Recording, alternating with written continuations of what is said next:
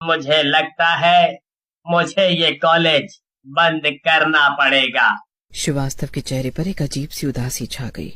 लेकिन सुरेंद्र एक वफादार प्यून था। उसने अपने मालिक के लिए कविता के बारे में पता करना शुरू किया। सुरेंद्र ने कॉलेज के पुराने रजिस्टर खंगालने शुरू किए। उसने पता किया और पाया कि कविता के बाद भी कई प्यून रात में रखे गए और हर कोई 6वीं रात के बाद ड्यूटी छोड़ गया। कुछ ने आत्महत्या की तो कुछ गायब हो गए। ये तो बहुत ही अजीब मामला लगता है। सब के सब 6वीं रात को ही गायब क्यों हो रहे हैं? आज सुरेंद्र की भी 6वीं रात थी। रात 1 बजे सुरेंद्र ने कॉलेज के हर कमरे में लाइट ऑन कर दी। हर कोने में गंगा जल छिड़क दिया। उसने मेन हॉल के बीच में हनुमान चालीसा की रिकॉर्डिंग चलानी शुरू कर दी। लेकिन 2:30 बजे अचानक सारी लाइटें गुल हो गईं। दरवाजा खड़ाम से बंद हो गया। दूरी में किसी के नाखून खरोचने की आवाज आई और फिर वो आई, सफेद साड़ी में, कविता शर्मा। तू भी आया है मेरी जगह लेने? उसकी आवाज एक साथ 10 औरतों की गूंज जैसी थी। सुरेंद्र कांपते हुए पीछे हट गया। उसने जेब से गंगा जल निकालकर उस पर छींटा मारा, लेकिन वो और तेजी से बढ़ने लगी। मेरी जलती हुई रूह को कोई शांति नहीं दे सकता।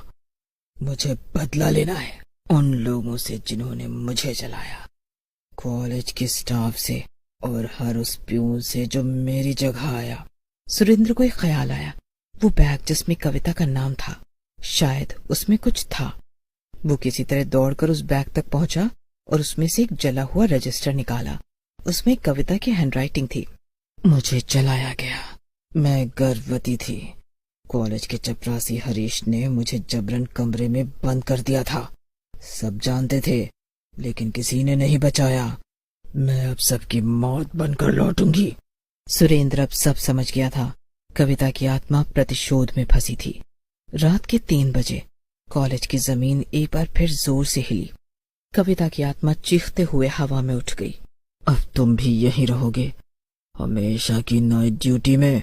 सुरेंद्र ने डर से आंखें बंद कर ली। अगली सुबह कॉलेज के गेट पर खून से सना हुआ रजिस्टर मिला। किसी ने नहीं देखा कि वो कहाँ गया। मैंने कहा था अब कुछ नहीं हो सकता। 2 हफ्ते बाद एक और नया प्यून रखा गया। रात की ड्यूटी। पहले दिन उसने सुरेंद्र का पुराना रजिस्टर खोला। उसमें नई सिहाई से सिर्फ एक लाइन लिखी थी, भाग सको तो भाग लो, वरना कविता अब तुम्हें नहीं छोड़ेगी।